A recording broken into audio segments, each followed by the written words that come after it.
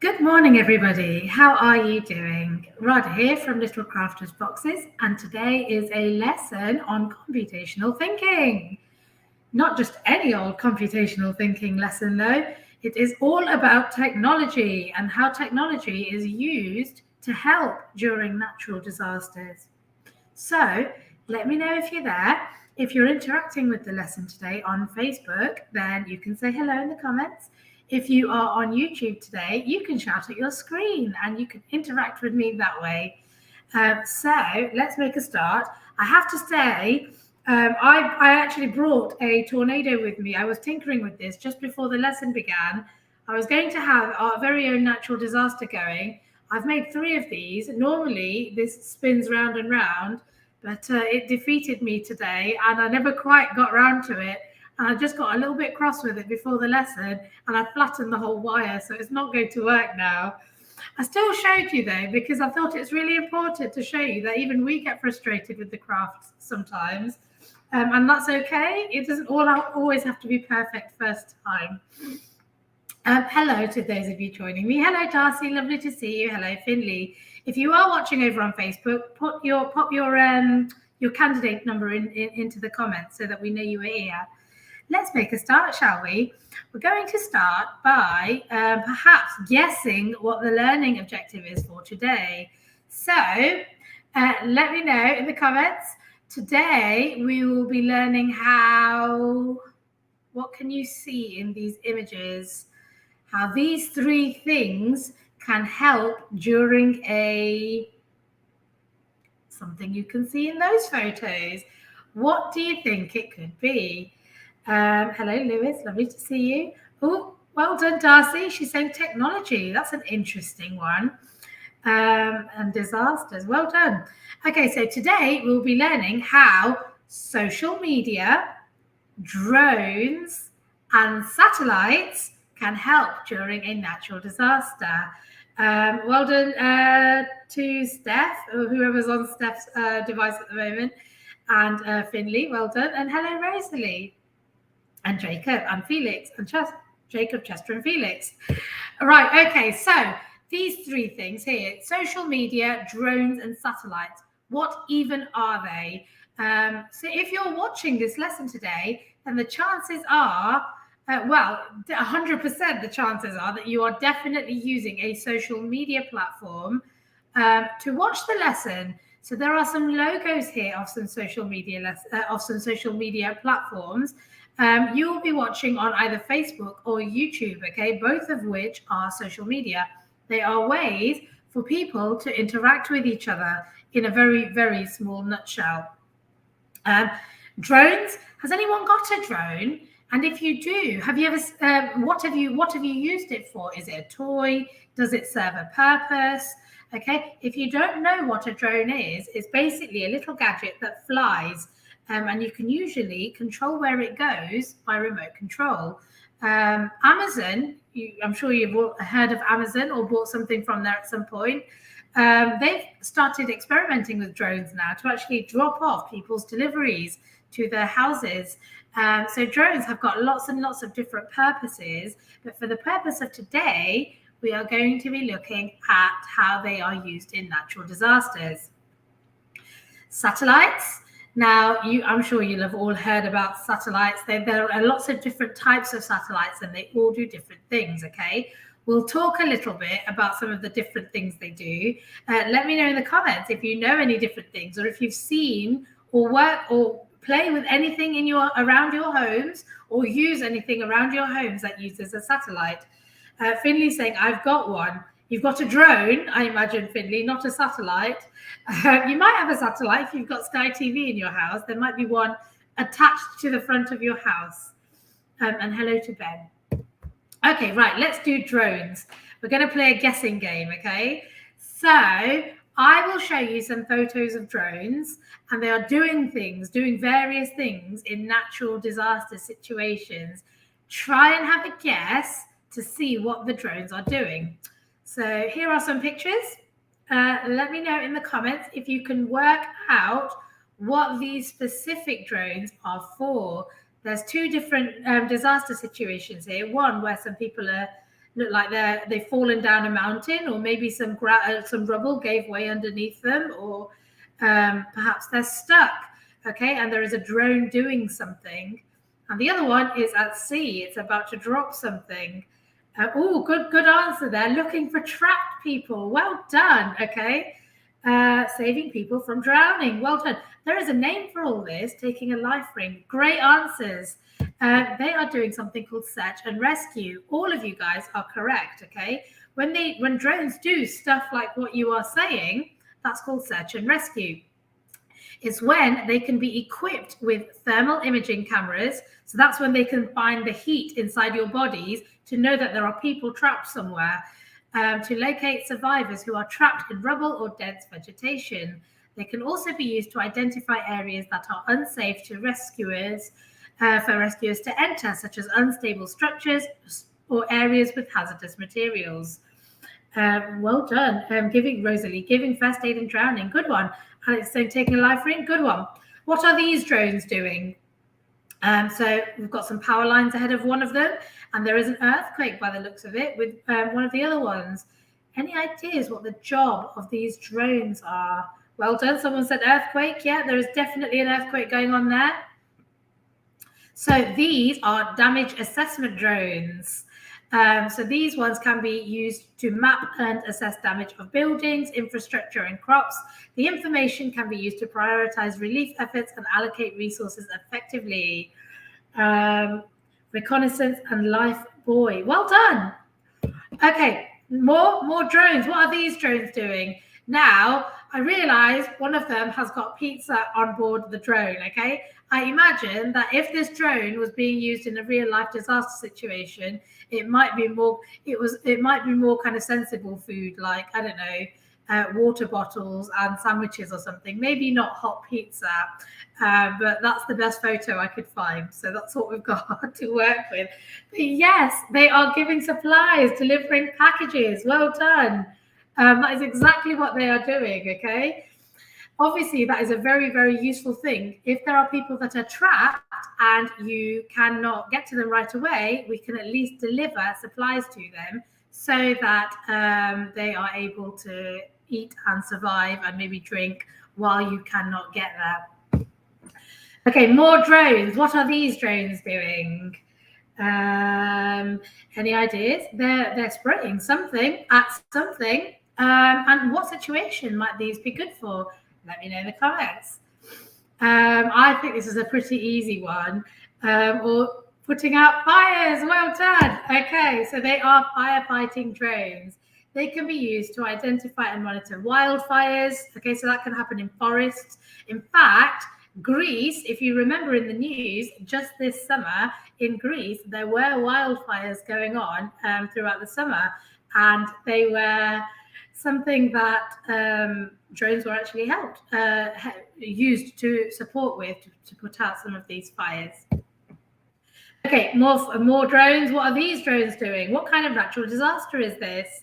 What can you see here? Useful drones, again, where people can't get easily, it's really, really helpful when you can send a machine to kind of help you so that you're not putting human lives at risk when you're doing this sort of monitoring. Well done. It is floods. Good. Okay, they are monitoring these floods. Okay, now I can relate to this a little bit because my village recently got flooded and our little crafters HQ was flooded as well. They didn't send a drone because we could still walk around in it. It wasn't too bad, but there are times when the floods get really, really bad that humans can't go there. So therefore, they send a drone to go and check what the damage is and go and see if there's anything that they need to put in as an emergency thing. Okay, I think this is the last one. What's this one doing? These drones are, so there's buildings here. So buildings are involved in this. What on earth could they be doing? There's power lines here as well, by the looks of it. Okay, they are checking for infrastructure. Okay, they are checking the infrastructure, helping to build. They can sometimes be used to help to build, checking for damage. Well done. I think that's Rosalie. And buildings, yes. Okay, they can be used to inspect bridges, power lines, pipes, other critical infrastructure for damage. The information can be used to identify and repair problems before they cause further damage or disruptions. Okay, so I didn't even know how many different ways they actually use drones in these situations. Okay, so I showed you 6 drones. Can you remember one of them or 2 of them that we looked at? Let me know in the comments. Construction, Alex is saying, well done.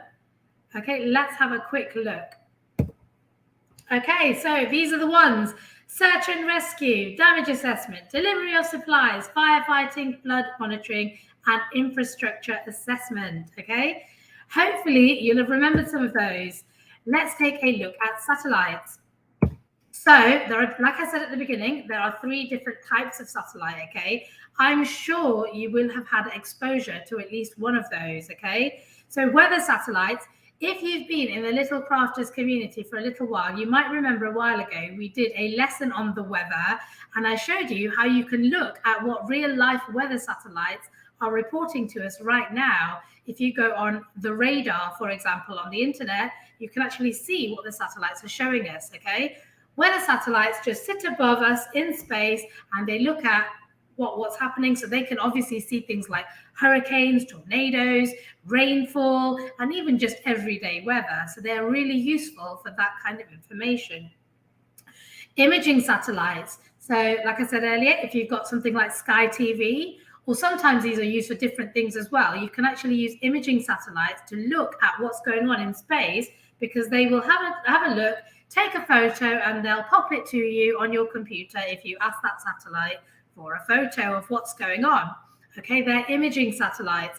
Obviously, if it's Sky TV, they're sitting there broadcasting all the different TV channels that you get on Sky. Okay, and then communication satellites, they're the ones that work with your mobile phones and things like, and maybe sometimes sat nav as well, if you've got a sat nav in your car. All different types of satellites. Shoot a missile that's coming at the Earth. That's a different kind of lesson entirely, Finley. We'll keep that for another day, I think. Right. So these are the main different types of satellite. There are others, but we'll just think about these ones, for example. So I've given you some pictures here of actual satellite images. Okay. So let's think, what sorts of things can satellites help us to do during a natural disaster? Or before, during, and after, actually, because they are useful for various different things. Have you got any ideas? I'll give you a clue. It's not that different to drones, actually. They can do, obviously they're a bit further up, so they can see more. Drones can't report on the weather and things like that, but yeah, the actual categories that they fit into are very, very similar to drones. I like this use of all the images that we've got going on. Well done, guys, with the emoticons.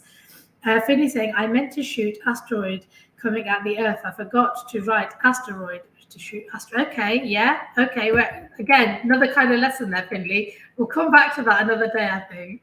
Okay, so satellites can be used for early warning signs and monitoring, damage assessment, search and rescue, relief distribution, predictive modeling. This is an important one. Okay, so they can be used to predict that the natural disaster is coming. Okay, maybe they'll be able to see the smoke from the volcano and they'll know that that volcano is going to erupt. Well, as you can see in the picture there, you can see a swirl of clouds. So maybe they know that, you know, some sort of natural disaster weather, a hurricane or a tornado or something like that is about to happen. So so we can use that information to evacuate the area and prepare ourselves for the fact that that natural disaster is coming.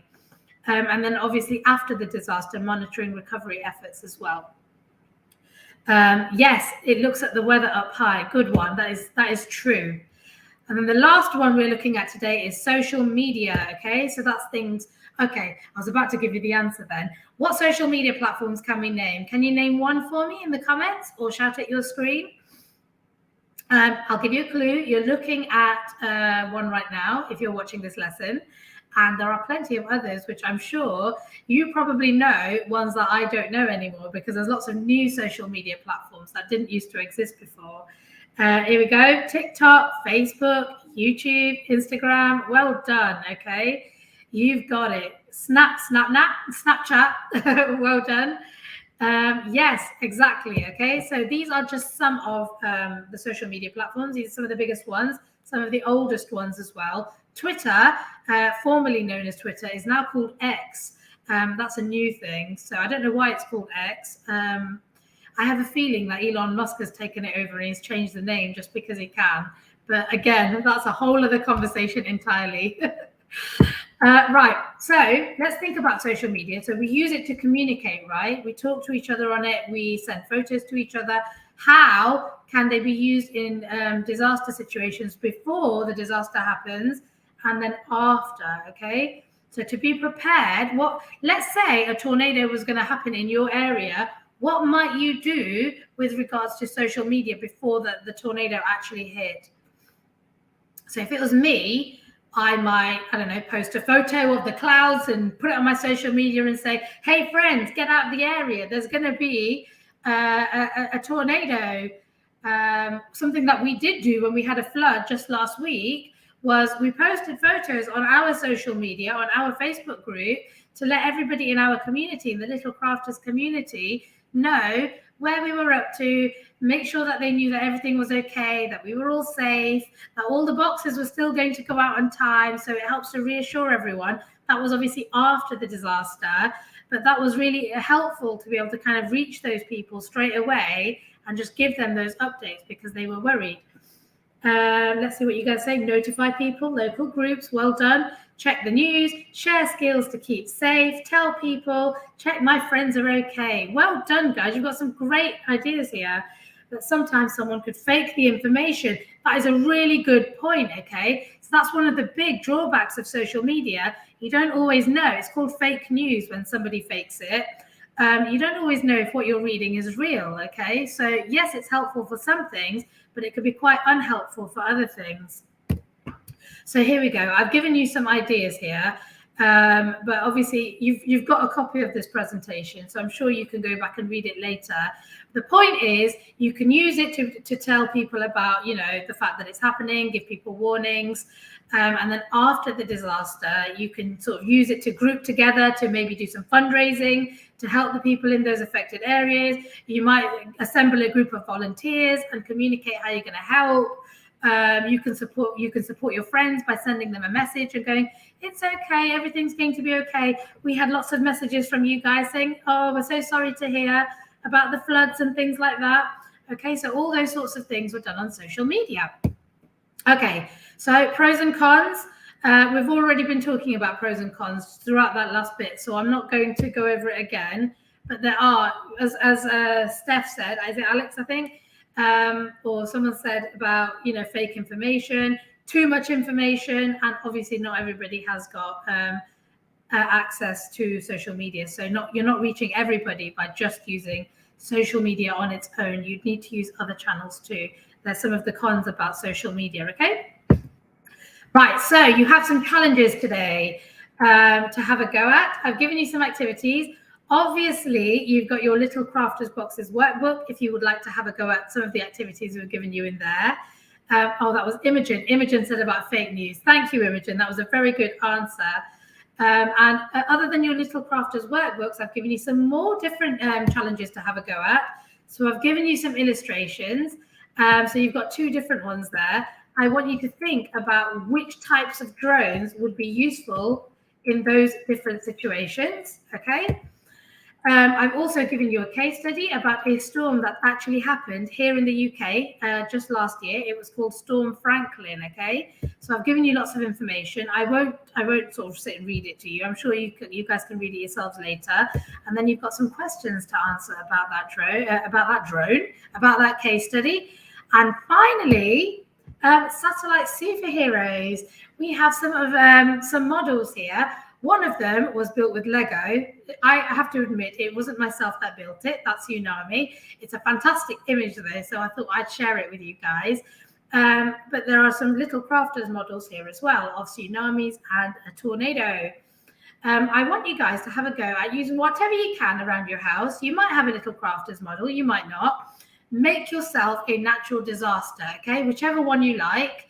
And then pretend that you are a satellite superhero. So you're the big person, you're the satellite looking down on this natural disaster. Okay, you can give yourself a superhero name if you want to, and think about all the things that you, looking down on that model, can do to help with that natural disaster before and after. Okay, so I want you to play satellite superheroes today with your very own natural disaster if you get a moment. Okay, and then if you're on the AQA Unit Award Scheme, you can let me know what activities you did for each of the outcomes, and you will have finished that unit award already in one day. How amazing is that? That's it. It's a nice bag of activities for you. Let me bring myself back. Hopefully, you'll have all learned lots about the different technology today, and you will be raring to go with all those activities. So do share them in the group if you do stuff. I'd love to see, and have a wonderful day. Take care. Bye.